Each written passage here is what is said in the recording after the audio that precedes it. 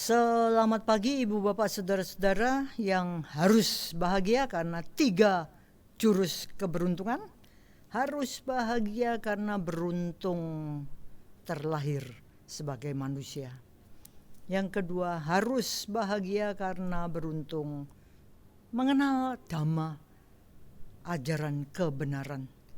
Dan yang ketiga, harus bahagia karena beruntung masih hidup, sehingga masih bisa punya kesempatan mencari jasa kebajikan untuk dibawa mati. Terimalah salam Dhamma dan Namo Buddhaya. Ibu bapak saudara-saudara, mungkin tidak terasa atau sangat terasa, kita sudah sampai di minggu terakhir, bulan terakhir tahun 2021. Hari ini 26 Desember 21, berarti sebentar lagi kita goodbye pada tahun ini dan hello pada tahun 2022. Saya biasanya mengatakan 1 year older, 1 year wiser, 1 year closer to death. Berarti 1 tahun kita lebih tua, 1 tahun lebih bijaksana, tapi juga 1 tahun lebih mendekati kematian, gitu ya. Nah, pada akhir tahun ini, mari kita melihat setahun ini, tahun 2021 ini, kita sudah ngapain aja sih? Dalam perjuangan kita untuk lepas dari LDM, kita ngapain aja? Apakah kita ini memang benar-benar kondisi batin kita ini lebih bahagia karena lepas sedikit dari loba dosa moha? Apakah kita sudah lebih bijaksana karena setahun ini kita nguplek-nguplek terus ya loba dosa moha itu? Setahun ini mungkin kita sadar bahwa banyak kali kita ini tertipu oleh loba dosa moha. Dan semoga saja selama setahun ini kita punya kesempatan untuk belajar dari kesalahan yang sudah kita lakukan banyak kali, atau belajar dari kesuksesan banyak kali. Kalau kita lihat, untung sekali kita kenal Dhamma. Salah satu yang sangat bisa kita bikin lega, itu kalau kita sadar bahwa Sang Buddha itu mengajarkan 4 usaha benar. Jadi, kalau kita masih ingat, 2 yang berhubungan dengan hal-hal baik, 2 yang berhubungan dengan hal-hal buruk. Kalau kita ini menemui hal-hal baik dan kita sudah punya, maka 4 usaha benar ini mengajarkan, ayo kita tingkatkan apa yang tadi sudah kita miliki. Hal-hal baik bisa kita pelajari untuk ditingkatkan. Jangan sampai hal-hal baik yang sudah kita miliki kemudian membawa kita justru pada kesombongan. Hebat aku. Salah langkah. Kalau ada hal-hal baik yang kita belum punya, maka 4 usaha benar mengajar pada kita, ayo kita pelajari yang kita belum punya, dan itu baik-baik itu. Ayo belajar. Berarti apa? Kita makin kaya. Jangan sampai kita keliru sehingga kita punya teman mungkin yang hal-hal baiknya saya nggak punya, lalu saya minder. Aku ora kaya Linda. Linda aku hebat. Aku nggak ada apa-apanya. Ini sudah bukan usaha benar lagi. Menarik ya. Lalu yang 2 lain berhubungan dengan hal-hal buruk. bisa kita lihat kalau kita punya hal-hal buruk dan kita tahu ini hal buruk, maka segera kita buang. Kalau kita punya hal-hal buruk, segera kita buang, itu berarti kita tidak pergi ke jurusan yang membawa penderitaan. Apa itu? Kita berlama-lama merasa minder. Aku ini jelek.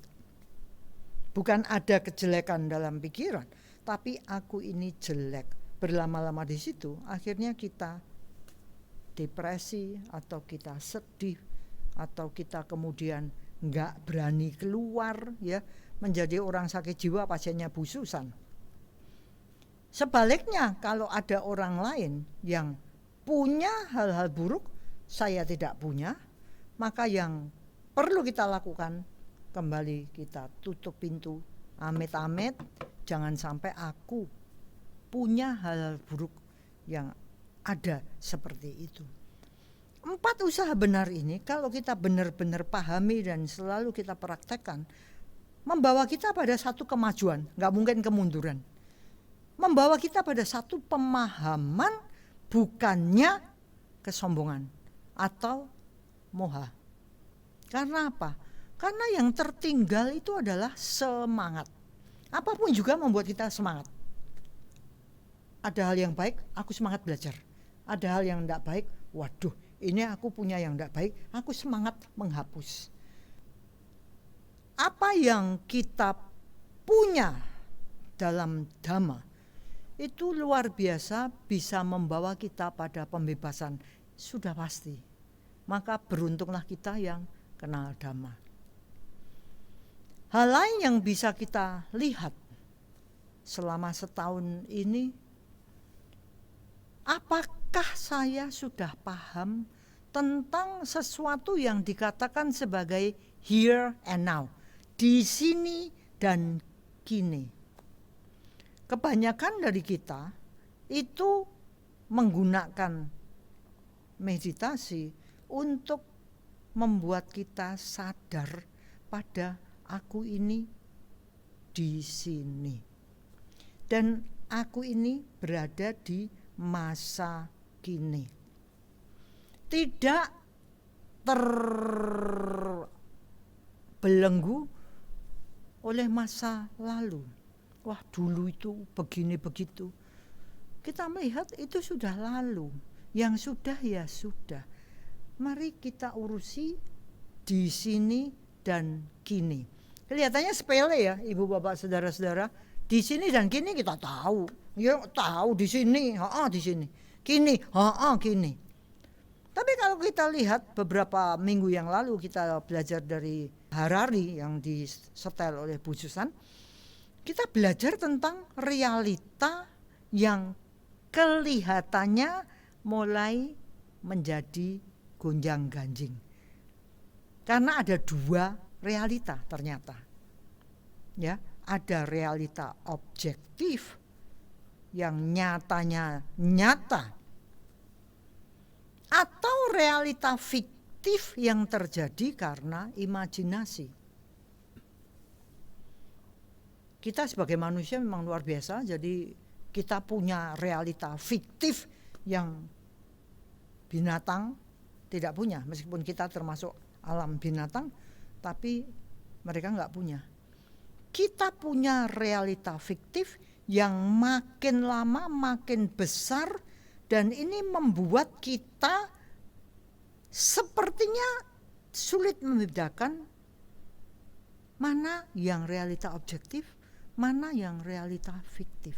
Karena ini sudah menyelimuti kehidupan kita begitu eratnya. Apalagi sekarang ada teknologi. Kita tidak lagi bisa nyadari realita fiktif. Kita pikir, kita percaya ini realita objektif, padahal bukan. Teknologi membantu kita untuk merasa objektif padahal fiktif. Teknologi membuat kita tertipu karena kita tidak bisa melihat here, di sini, dan now, sekarang. Contohnya apa? Kalau Anda semua melihat saya di sini, ini saya katakan selamat pagi Ibu Bapak, hari ini tanggal 26 Desember. Sepertinya saya berada di depan mata, seperti biasa hari Minggu. Apalagi ini akhir bulan berarti saya solo flight. Tapi sebenarnya Ibu Bapak, apa yang Anda lihat itu semua fiksi, fiktif, tidak nyata. Saya tidak ada di depan mata Anda. Pada waktu Anda lihat ini, saya sedang meditasi akhir tahun. Kaget juga ya. Jadi ada Lani di mana-mana. Fiktif. Ya memang sejak tahun 94 Lani dan Wena plus teman-temannya itu melewati Natal dan Tahun Baru di dalam keheningan meditasi. Kalau keluarga, teman-teman itu mereka sedang berpesta atau senang-senang atau makan-makan. Kami sudah 27 tahun ini selalu say goodbye pada akhir tahun, say hello pada awal tahun dalam meditasi. Tahun ini kami di Dharma House ini beruntung punya tamu dari Surabaya yang ikut bermeditasi bersama. Jadi kalau Anda lihat saya, harap dibayangkan bahwa ini adalah realita fiksi yang terjadi, sebenarnya tidak demikian. Ya, sementara mungkin banyak orang pesta-pesta untuk pamer ini, pamer itu. Lani, Wena, Linda, Endang, Adi, Eko, Jijin, kami mengadakan retreat meditasi. Kami rasakan sebenarnya meditasi itu bukan cuman sesuatu kemewahannya, tapi juga satu kebutuhan. Karena selama setahun sebenarnya pikiran tuh gedebrak-debrek ya. Sibuknya setengah mati, sebenarnya capek. Kalau bisa teriak tuh pikiran mungkin mengatakan, aduh mbok yo mandek to yo, mbok ya berhenti to ya, aku tak istirahat to ya. Kalau bisa bengok-bengok berteriak, sebenarnya tubuh ini juga ikut berteriak, aduh mbok ya berhenti to ya, aku ini ketegangannya sudah luar biasa. Maka di dalam meditasi kita punya kesempatan untuk membersihkan pikiran dari loba dosa moha, karena dari pagi sampai malam kita tugasnya cuman melihat ke dalam diri. Koapokmu kapan gitu ya. Karena dari kondisi sibuk, sebelum kita masuk meditasi itu Linda dan saya hari Kamis sudah mulai, yang lain gedubrak-gedubrik masih menyelesaikan semesteran. Wena dan Endang masih ngeributin anjing yang aduh harus disuntik dan dicek karena gula darahnya sampai 700. Kucleng. Ya, kita butuh mencari modal untuk menyongsong tahun 2022. Ibu bapak saudara-saudara, sudah tadi kita tahu kita ini dalam kehidupan sering sekali tertipu kesan ya, yang tertangkap dari adanya kontak indera dengan objeknya. Anda melihat saya di layar kaca, tapi sebenarnya kenyataannya saya nggak ada. Tapi kelihatannya juga kalau Anda periksa, iya ya, seberapa banyak toh dalam keseharian kita ini tertipu oleh banyak hal karena adanya realita fiktif. Maka tidak heran kalau di Parita itu ada kata-kata yang kadang-kadang saya renungkan dan membawa pedes ini ya. Karena kata-katanya menohok sekali. Hanya sedikit yang sampai ke seberang. Sebagian besar manusia itu hanya hilir mudik di pantai sebelah sini. Di pantai yang penuh dengan kesenangan indera. Di pantai sebelah sini yang penuh dengan gegar gempitanya penderitaan. Sedikit yang sampai ke seberang. Karena seberang itu tidak gegap gempita. Kembali pertanyaannya, kita tertipu. Kesan yang tertangkap oleh kontak indera dan objeknya. Seberapa toh ibu bapak saudara-saudara kita ini nyadari bahwa kita tertipu? Seberapa banyaknya toh kita ini mau mengerti bahwa kita ini sebenarnya tertipu? Sulit loh. Sulit dengan adanya realita fiktif. Salah satu yang saya renungkan beberapa hari ini adalah realita objektif sebagaimana dikatakan oleh Harari. Itu benar-benar yang betul-betul betul gitu ya. Jadi kalau kita ini dibedah itu ada apa? Yang kita lihat ini ada apa? Ada rambut, ada bulu, ada kulit, ada gigi, ada kuku. Dibedah dalamnya ada jantung, ini Linda yang dokter, ada apa lagi? Diafragma, ada paru-paru, ada usus. Kemarin kita menengok seorang pecinta agama yang lagi dioperasi ususnya, dibuka dari sini toeng, jadi ada jangkar. Itu realita objektif isinya kita itu. Tapi kalau kita lihat di dalam realita objektif ini sama seperti Sang Buddha mengatakan, anatta, ada anicca dukkha anatta, tidak ada atta, tidak ada diri. Di dalam keseharian kita melihat realita fiktif, fiksi yang mengatakan ada diri, ada aku. Padahal yang namanya aku atau atta atau ego itu cuman konsep. Kita cuman pakai bahasa ini loh untuk mengacu pada nama dan rupa. Rupa ini fisik dengan 32 unsur organ dan sebagainya membentuk rupa, dan nama itu ada 4, makanya disebut pancakanda. Nah, menarik sekali kalau kita lihat dalam keseharian, itu kita sepanjang hidup yang kita lakukan ini cuman sibuk gitu ya, mencipta tadi imajinasi, kita punya image, gambaran yang kita ciptakan di benak tiap orang. Saya ketemu Adi, apapun yang saya katakan, ucapan dan fisik, saya cuman gimana caranya gambaran saya di benaknya Adi itu Lani baik.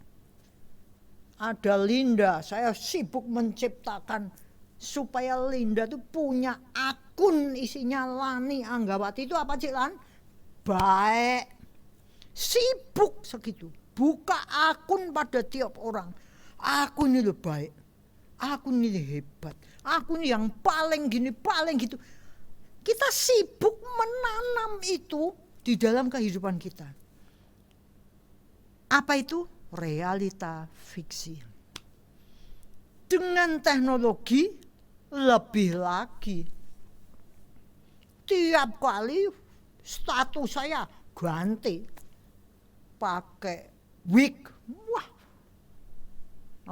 rambutnya indah berjurai kayak Tante Linda. Wah, ya toh? Saya ribut pakai pakaian yang harganya berapa? 150 juta.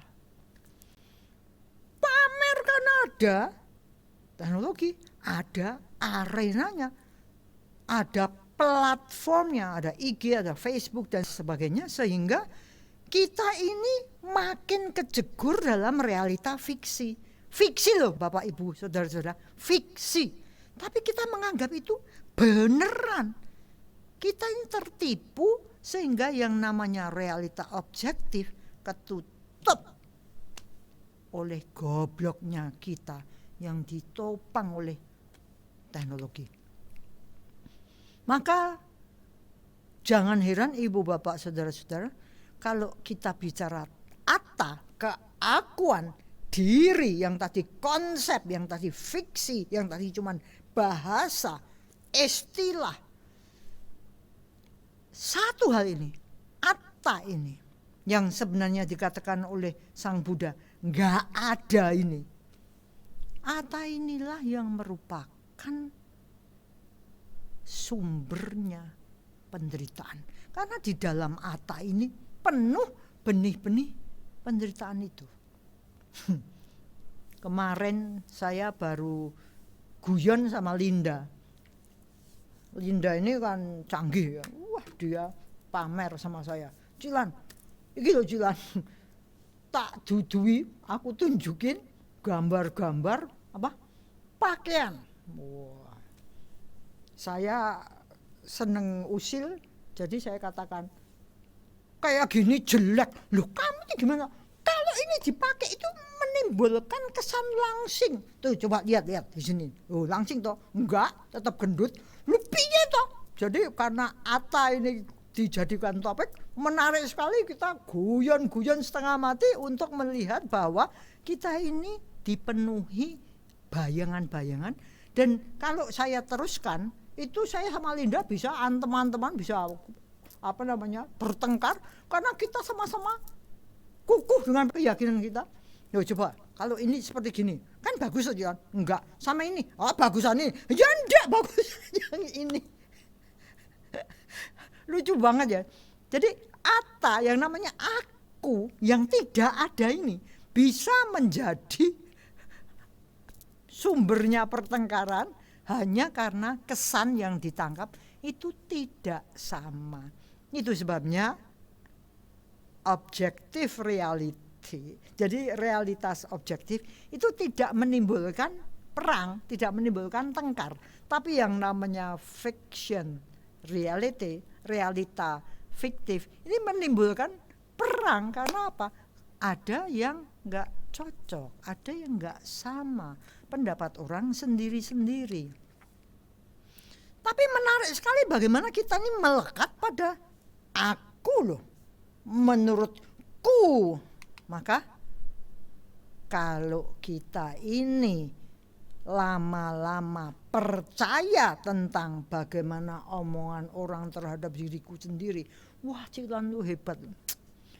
Dan saya mulai percaya, sebenarnya aku hebat tuh. Ternyata aku hebat tuh. Begitu saya mulai percaya itu, mulai loba dosa moha berguling luar biasa hebat. Mulailah saya punya pengaruh, mulai saya punya kekuasaan, dan saya karena pinter, karena saya ini punya kedudukan, katakan kepala sekolah, maka saya katakan terjadilah padaku menurut kehendakku. Saya punya duit, saya punya kekuasaan, tinggal tanda tangan. Loba dosa langsung mencengkeram, langsung menohok, langsung mencekik. Terjadi sesuatu yang saya nggak suka, babat halah, hapus, minggatlah kamu. Kenapa? Terjadilah padamu menurut kehendakku. Aku tidak suka, kamu hilang. Lama-lama loba dosa moha ini makin gede. Terjadilah pada mereka menurut kehendakku. Bisa lihat ya, jadi kuku ini membuat kita ini sebenarnya makin lama makin menderita. Kelihatannya makin berkuasa, tapi makin menderita karena kita berjuang setengah mati untuk membuat semua kondisi, semua orang itu sesuai dengan mauku. Terjadilah pada semua menurut kehendakku. Ibu bapak, apakah itu dimungkinkan? Apakah pernah kita ini memperoleh semuanya? Apakah pernah kita ini cocok sama semua orang? Enggak pernah. Begitu kita mulai nurutin loba yang makin lama makin besar, semakin ketegangan itu menumpuk. Dan semakin saya merasa enggak puas, semakin saya merasa kok tegang kayak gini. Kok tugas saya banyak sekali untuk membetulkan yang enggak benar. Gak kuat kita. Muncul sifat kehidupan anicca, grubiak. Ata kita ini ambruk dan kita terbenam ke dalam duka. Maka kalau kita ini ingin di tahun 2022 nanti untuk ya sedikit bebas dari penderitaan, maka kita ini harus mau tidak mau waspada bahwa dalam realita yang pakai bahasa, berarti itu udah realita bukan objektif ya, karena bahasa itu juga konsep. Ata ini selalu menelusup di dalam segala pola tingkah, sepak terjang perilaku kita. Benar ya? Apapun juga nanti kan ada akunya. Aku. Itu sebabnya kalau kita lihat Atta ini menuntut kita jadi budaknya. Kita disuruh untuk harus mencari pengakuan. Aduh. Kalau di HP itu namanya saya bicara harus ada apa? Jempol. Ya. Itu pengakuan bahwa saya benar. Saya itu hebat. Apapun yang saya tunjukkan mendapat pengakuan. Aku. Kalau kita lihat seperti kemarin ada segitiga Maslow, itu Atta ini menuntut penghargaan. Harga ini punya kata frasanya harga diri. Diri itu ndak ada, dikasih harga lagi. Jadi ini double fiksi. Kalau kita tidak diberi penghargaan, Atanya nggak suka. Penderitaan langsung datang. Kok aku tidak dihargai sih? Apa yang terjadi? Tersinggung. Penghargaan menjadi kebutuhan karena Atta kita makin menggerogoti dan kita tidak sadar digerogoti Atta. Aduh, ini yang bikin kita terpuntang-panting dalam penderitaan. Atta ini menuntut kita harus mendapat pujian. Kalau yang dipuji orang lain, semrempeng, mapeng. Kok bukan aku? Saya enggak ngerti pujian ada enggak dalam emoticon.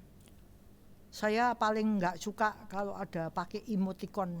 Jadi untung saya enggak pernah pakai emoticon. Karena kalau saya dapat misalnya ada emoticon gitu, bayangan saya harusnya udah dibikin emoticon untuk semuanya, jadi nggak usah ada komunikasi, langsung aja jebret. Kalau perlu dikasih nomor 1 itu artinya apa kabar, nanti kalau nomor 1A artinya baik, 1B artinya apa. Jadi sudah lama-lama sudah makin fiktif gitu ya.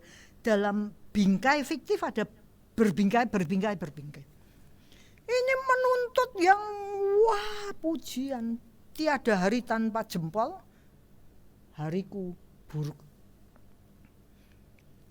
kita tanpa kita sadari menuntut perlakuan istimewa. Kita pergi ke satu pesta atau satu pertunjukan. Loh, aku ditaruh di belakang. Enggak bisa, aku harus ditaruh di depan. Aku. Loh kok kursinya sama orang lain? Nehi, menghina. Aku tidak dihargai, aku tidak diperlakukan seperti manusia. Kalau bahasa Jawa diwongke, dijadikan manusia. Saya kalau guyon usil saya kumat, saya selalu mengatakan, kok duduk menungso bukan manusia, tidak mengorangkan. Saya kalau ngomong, memang saya bukan orang, saya kelasnya dewa. Ya, Atta ini menuntut juga, ini cuma contoh-contoh ya, kalau Anda semua melihat ke dalam diri Anda masing-masing, tuntutan Atta tuh wah deret-deretnya bisa nggak cukup ini. Menuntut perhatian, saya nggak diperhatikan. Nggak ngerti bahwa pada waktu muncul aku butuh perhatian, aku butuh perlakuan istimewa, aku butuh pujian, aku butuh penghargaan, aku butuh pengakuan. Sebenarnya pada waktu itu kelas kita adalah kelas budak. Kita budaknya Atta. Serem ya.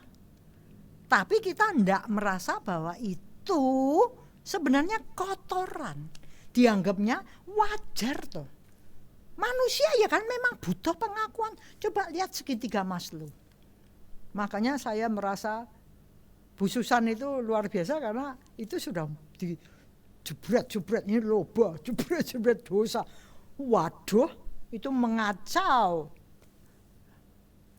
Segitiganya ini sudah ternyata itu loba dosa moha.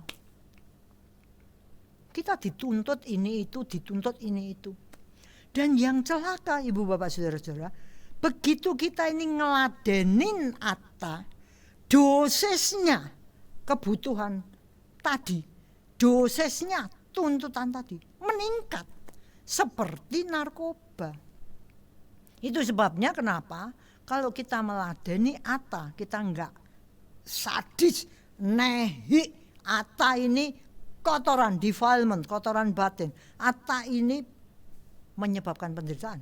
Maka kita akan makin lama makin kecanduan. Dimanapun juga kita, Atta berkuasa. Saya sering usil ya, kalau ada pesta semua orang ribut, waduh pakaianku piye ya, aku enggak mau datang ke pesta karena enggak punya pakaian.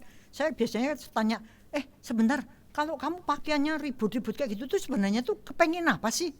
Ternyata mereka tuh kepengen perhatian, kepengen pengakuan, penghargaan, pujian, perlakuan istimewa dan sebagainya. Saya katakan, loh, lah kalau cuman kamu pengen gitu gampang banget. Caranya gimana? Mari kita pesta. Semua perhatian pasti ke aku, saya katakan. Lani Anggawati yang paling hebat. Kenapa? Karena pakaiannya ya cuman kayak gini. Semua orang tengoknya bukan yang gebiar-gebiar sama itu orang siapa tuh kok pakaiannya kayak gitu. Perhatian pada saya. Pada saya jelas. Meskipun negatif, pakaian kayak gitu dipakai paling harganya 100.000, sementara aku pakainya 100 juta. Tapi perhatiannya pasti kepada saya. Bener ya dia? Dianggapnya wong edan ndi ya. Orang gila mana yang datang ke pesta. Tapi sebenarnya gampang sekali mendapat perhatian karena semua orang ributin Atta. Dengan murah dan mudah kita ini bisa menunjukkan Atta. Yang mau ke pesta itu siapa? Orangnya atau pakaiannya?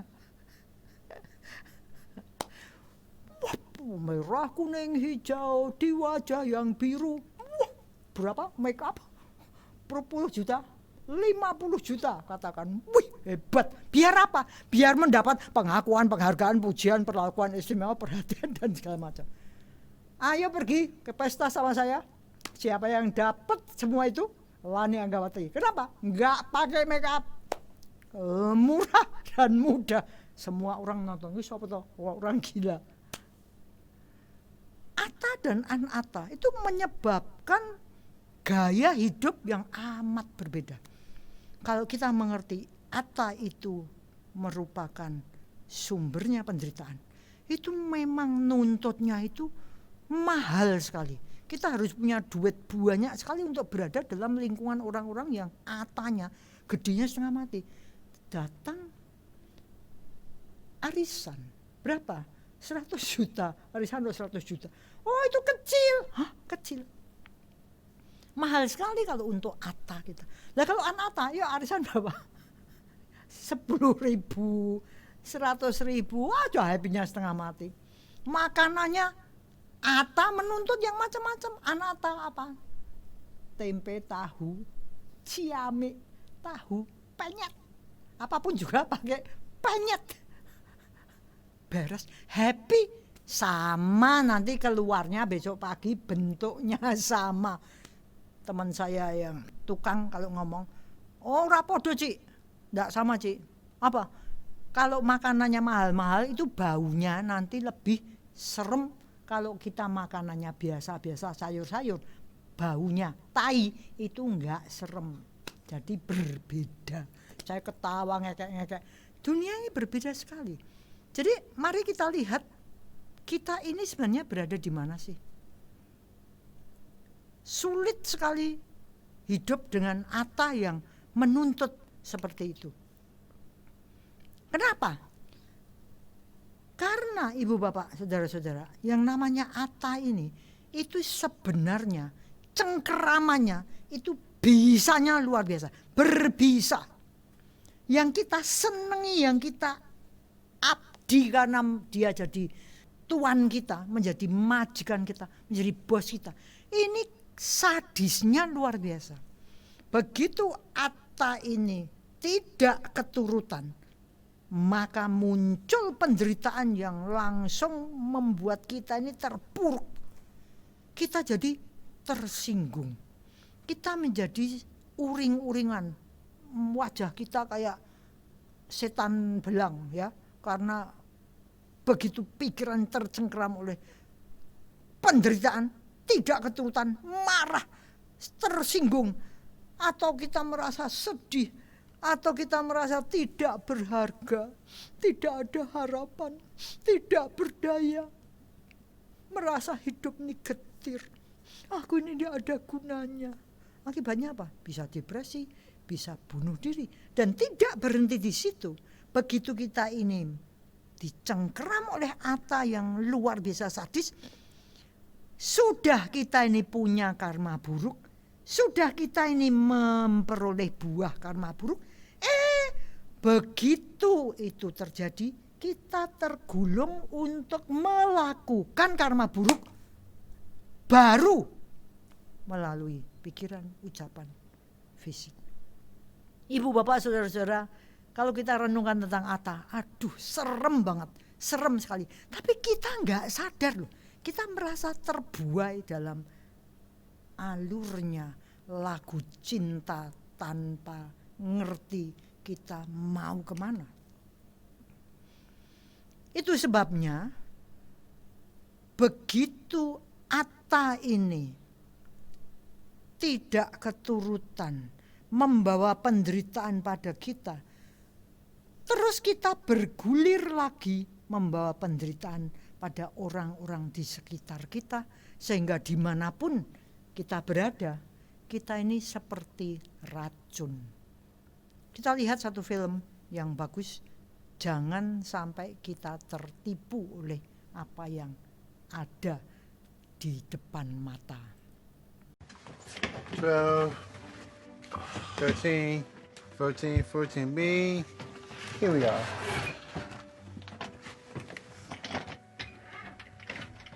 Oh, it's not fitting. Oh, excuse me. You're rubbing all up against me. Oh, I am so sorry. I'm just having problems with my bag. It's not rocket science. Oh, here. Let me help you with that. Thank you so much. I don't know why they make these things so complicated. They're not complicated. You're just not smart enough. Sir, that's not very nice. What? I'm just being honest. I mean, look at him. You know, You should never judge a book by its cover. There we go. All set. Thank you so much. My pleasure. Excuse me. Do you mind if I get in? Do you have a choice? Hi, my name is Tom. It's nice to meet you. Nice book. How you like it? I'm trying to read. What did you say now?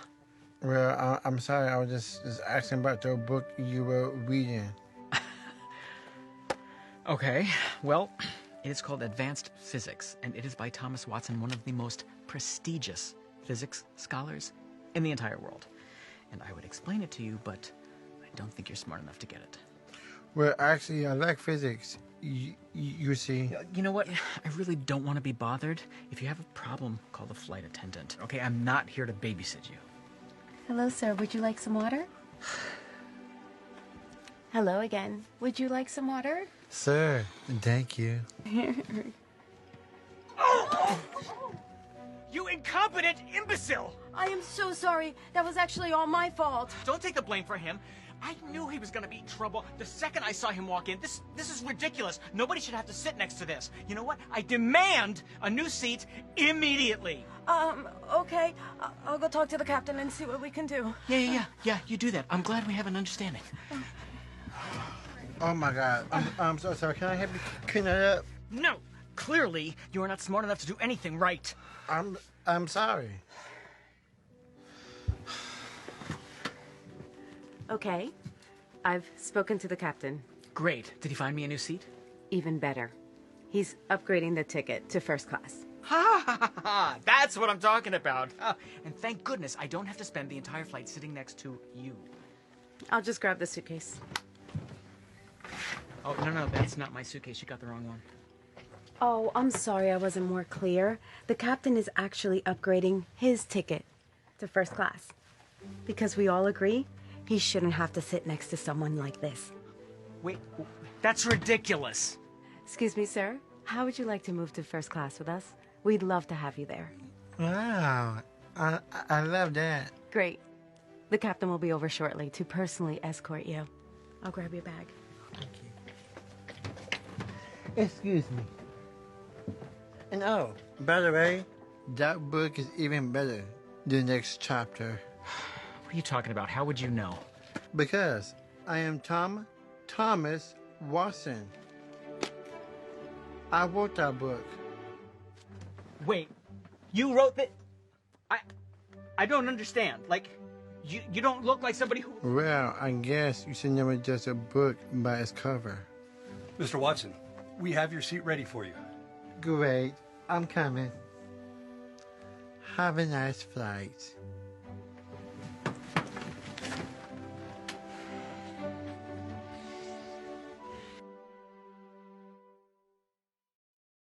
Bagus ya. Seperti itu loh Atta bermainnya. Kita bisa ngomong, wah itu jahat itu orangnya. Kenapa bisa terjadi? Karena ada perasaan aku. Itu orang apa? Udah hitam, ngomongnya aja gitu. Oh, pasti sudah langsung Atta main merendahkan orang lain. Kenapa? Karena aku tinggi sekali. Luar biasa ya. Apa yang terjadi? Menohok kita. Apa? Kita nggak pernah berada dalam posisi itu.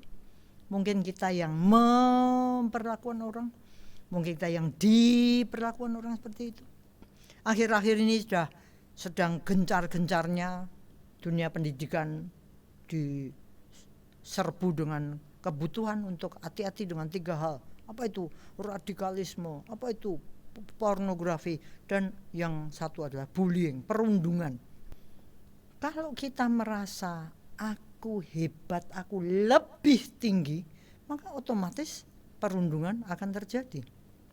Dan kalau kita sudah melihat kesan kita terhadap apa yang tertangkap oleh indera, dan kita tidak melihat objektif realitasnya, sebenarnya orang itu kayak apa sih? Kita enggak melihat itu.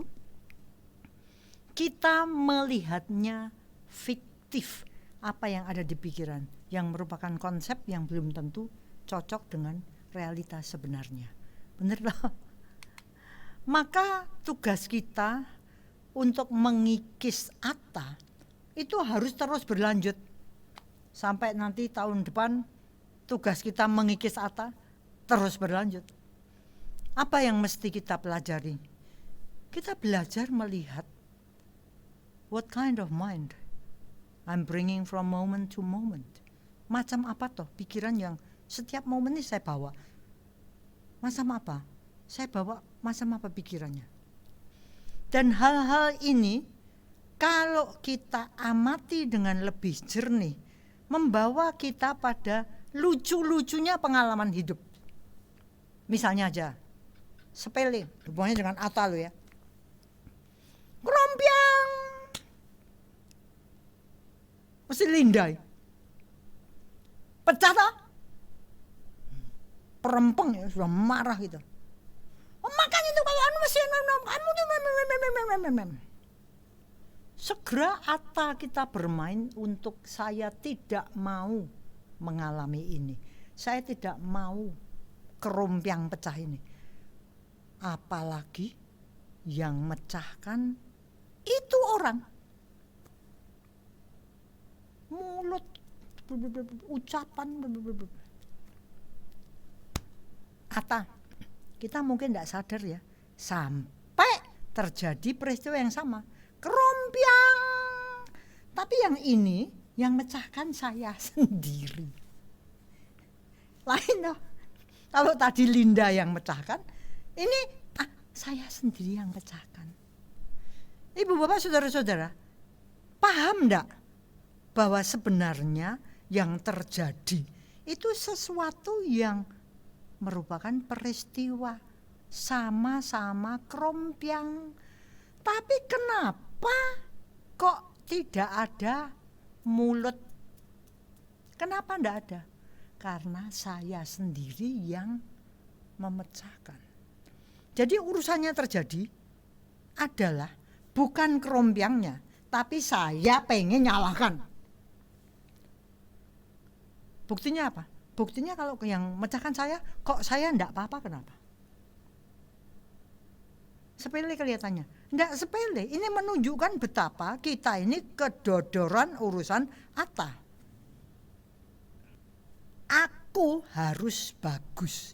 Sama-sama salah, kalau kamu tuh salahnya banget.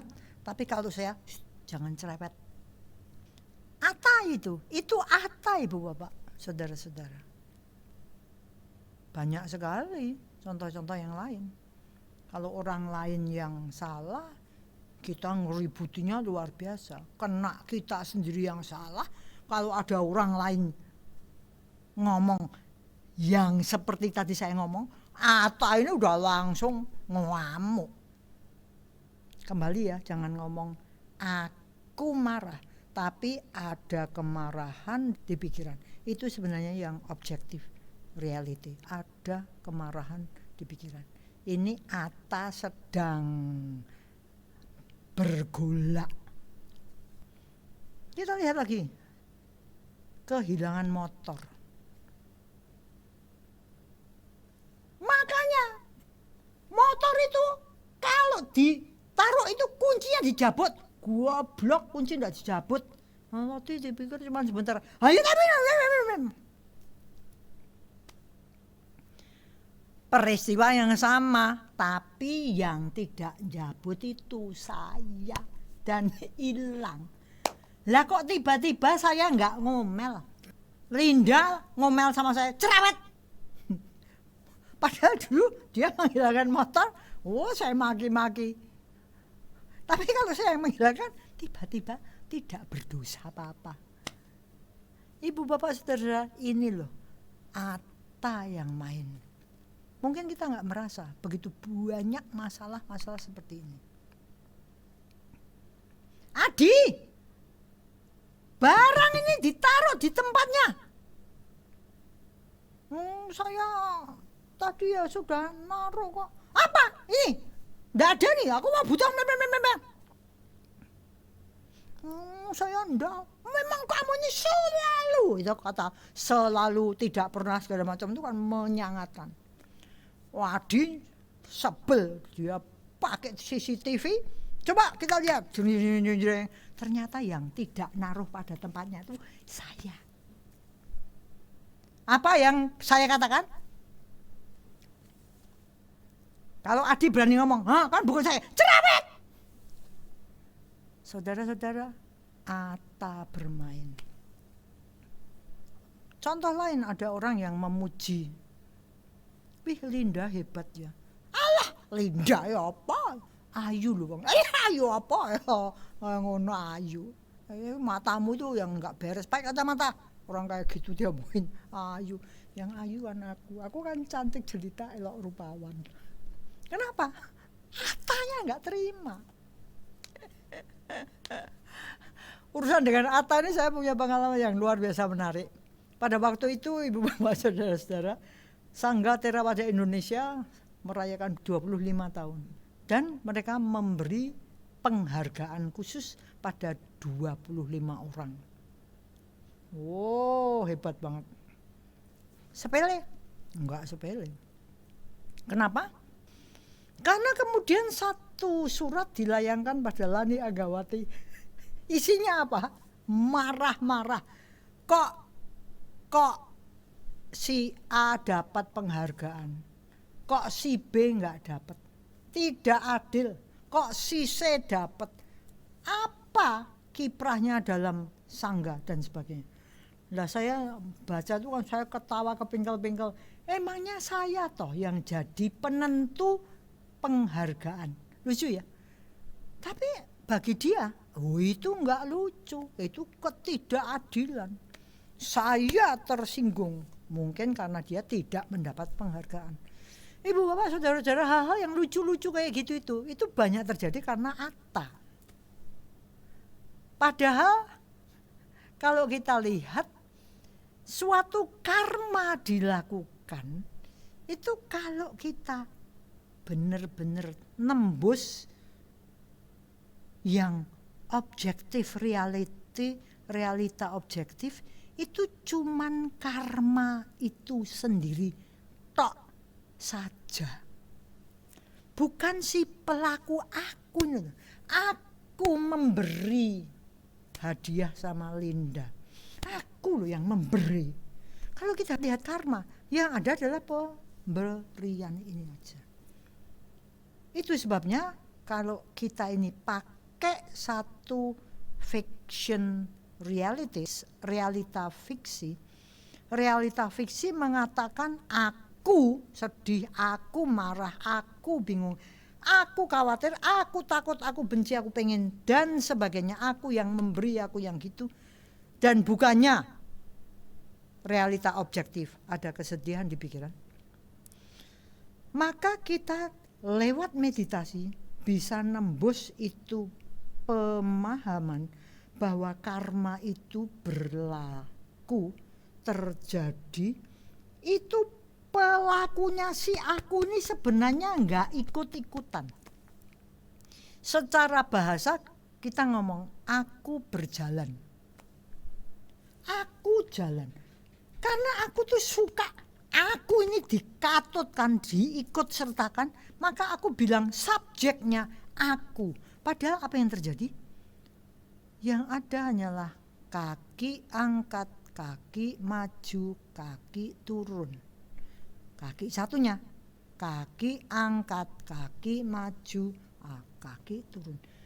Kalau kita sudah meditasi jalan, merenungkan apa yang terjadi, kita baru ngerti, oh aku ini enggak ada. Yang adalah proses, yang ada adalah prosesnya karma bergulir. Dulu waktu di Bali, Bante Giri itu kalau nerangkan bagus. Yang ada jalan itu cuman angkat, maju, turun. Angkat, maju, turun. Kalau yang namanya lari itu cuman angkat, maju, turun, cepet gitu. Nah, terus saya enggak ada, aku berjalan, aku berlari. Itu cuma kita nemplok ada pada proses itu. Maka kalau kita ini mau mencari pesangon mati, pindah alam, ganti rupa, kita ini butuhnya berkarma baik ria untuk mendapat poinnya jasa kebajikan. Bukan butuh itu tadi loh yang dipuja-puji, pengakuan, penghargaan dan sebagainya. Itu membawa penderitaan. Maka kalau kita berbuat baik, kita mesti harus sadar bahwa sebenarnya kita ini tidak pantas diberi ucapan terima kasih ya Cik Lan sudah dibantu. Linda baru saja berjana sama saya banyak. Terus saya ngomong sama Linda, Lin, wah kamsia banget lu ya, thanks berat untuk danamu. Tapi Linda ngomong sama saya berbeda. Dia bisa ngomong, Cik Lan, aku yang lebih berterima kasih karena kamu kasih kesempatan. Ini kan agak gila ya. Tapi memang sebenarnya yang terjadi begitu. Kita melakukan suatu kebaikan, itu kita sebenarnya hutang pada orang yang memberi kita kesempatan berbuat baik. Jadi kita kalau melakukan kebaikan, bukan kita memberi pertolongan, tapi kita minta tolong orang itu untuk memberi kita kesempatan berbuat baik. Menarik ya. Jadi ini kita lihat satu film yang agak nyentrik ya, karena dia katakan saya ini bukan membantu. Saya tuh sebel kalau dikatakan saya membantu. Membantu apa? Saya ini minta tolong orang untuk memberi izin bagi saya melakukan kebaikan. Jadi saya tuh malah minta tolong. Kok saya dikatakan menolong? Ibu bapak saudara-saudara, kita lihat film yang satu ini. Madam Fion Phua helping during what COVID, helping don't what, again helping. Cannot understand, I'm not helping. Okay, I'm here to seek their permission to help me instead. Huh, I hate this word helping, cannot understand.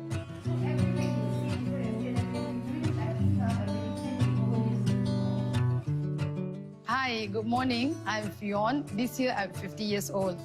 In the daytime, my job, I'm a broker. Broker, I do buy and sell club membership, not nightclub, but any other clubs. In the night, my passion is that I like to search for homeless. But on Sunday morning, it is my hobby for the past, since at the age of 16. Every Sunday morning, I like to go door to door knock to search for needies, and I like to capo what is their needs so that I can measure my ability and do within what I can for them.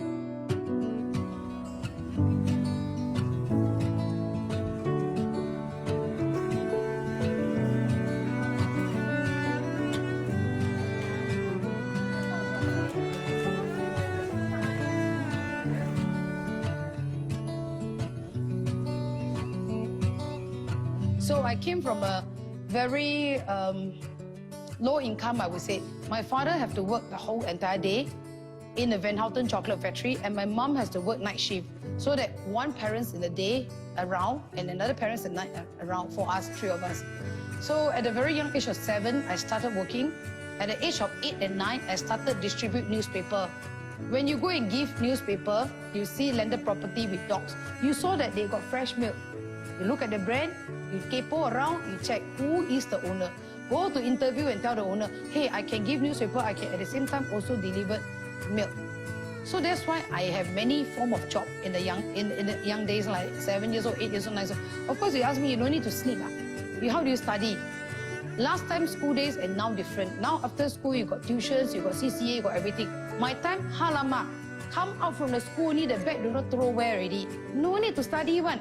Come back is shower, eat, start to play. So at a young age, I'm already upbringing in this manner that I have no fear. Every year I look at my report book, cheerful, friendly. Now I translate as kepo lah. Never stop asking.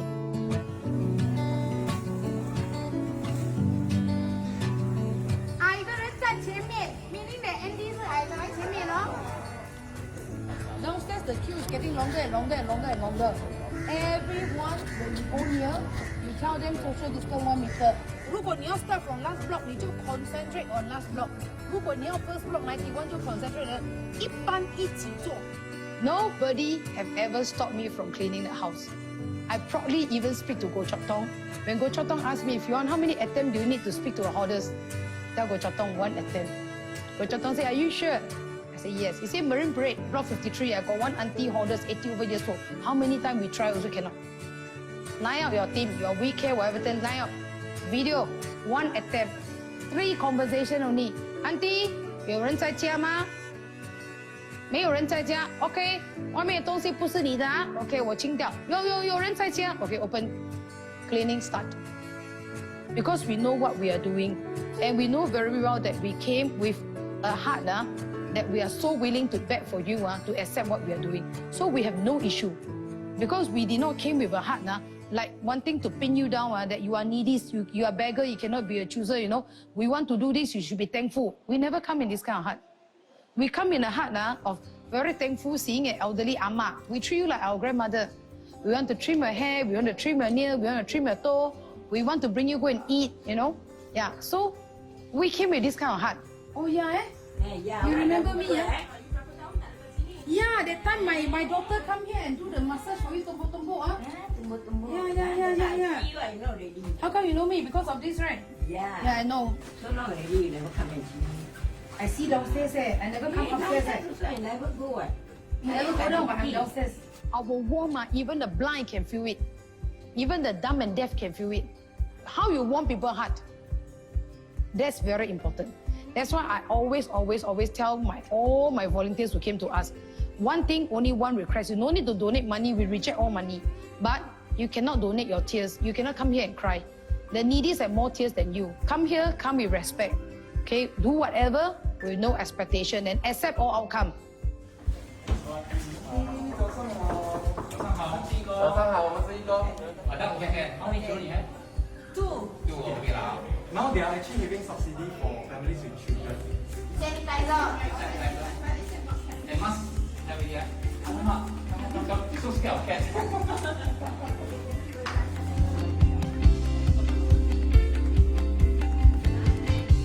Keeping Hope Alive, why are we different? Because we are not an organization, we are a platform for people to come to exercise their compassion. We assess all the needies' needs before we give out and fill. So Keeping Hope Alive, we believe when we exercise what we are doing on Sunday morning, we make very sure that we must understand their needs before we apply what we can. And then when we go, we don't just give toothpaste, toothbrush, canned food, Maggie mee. Okay, some ama akong don't even have the tea to brush. What's the toothpaste and toothbrush for? Yeah. So this makes us very, very unique in Singapore. We do not understand their needs before we apply our ability. This is Keeping Hope Alive. And we never go with broken English. I know what it's called Keep Hope Alive. Because we keep doing that, so we call ourselves Keeping Hope Alive. This I'm very proud and very 好练，对不对？Good. OK， 可以出去了。他只是唠这个而已。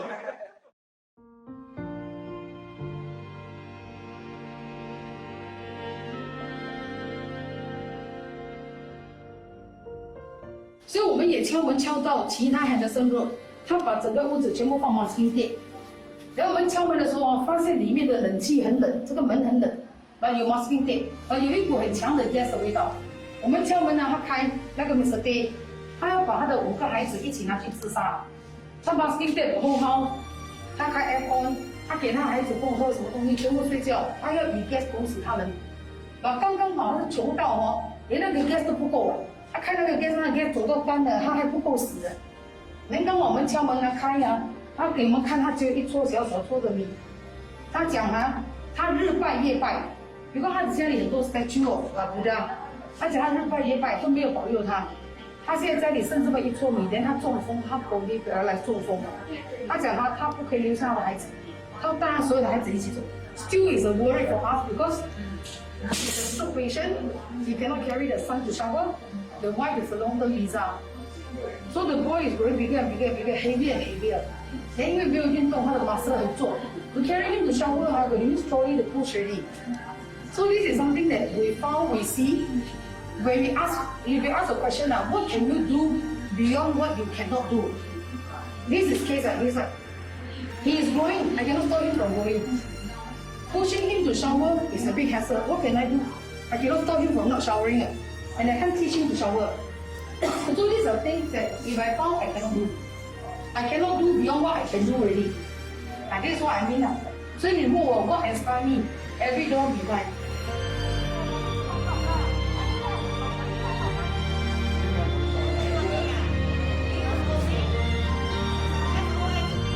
That's why I back to what I say. Don't go around telling people that you're helping people. Just go around and thanks people. Singapore must have this concept. Starting from now must change. Every charity group must go around and thanks people for allowing you to do what you want for them. No need to wait for Thanksgiving Day. Thanksgiving Day is one day in the calendar. Thanksgiving is every day. Thanks and give. Thanksgiving.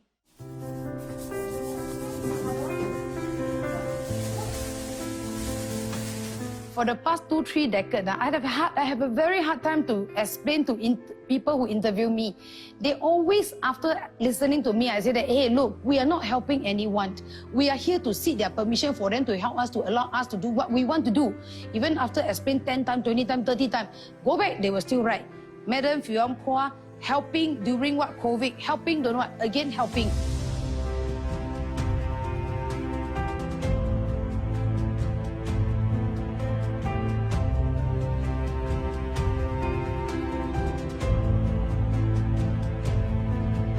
So your heart, you feel rich. You go back, your heart full of love. This is what I want people to know. Come here, do it. Don't throw money. You want to dial 100, 11312, donate $3, $8 or $5, sit at your comfortable zone with your aircon, potato chip, drink, and then down and donate. Hello, that type don't come to Keeping Hope Alive. Keeping Hope Alive wants your energy, your strength, your courage, and your time. I want you to donate your time on earth. You no need to be a god to do what the Jesus can do or in heaven. No need to be a devil. Just be a human on earth, do what you can. Your eyes can see, your heart can feel, your hand can do it. Just do it. Yeah, we are not Nike, but just do it.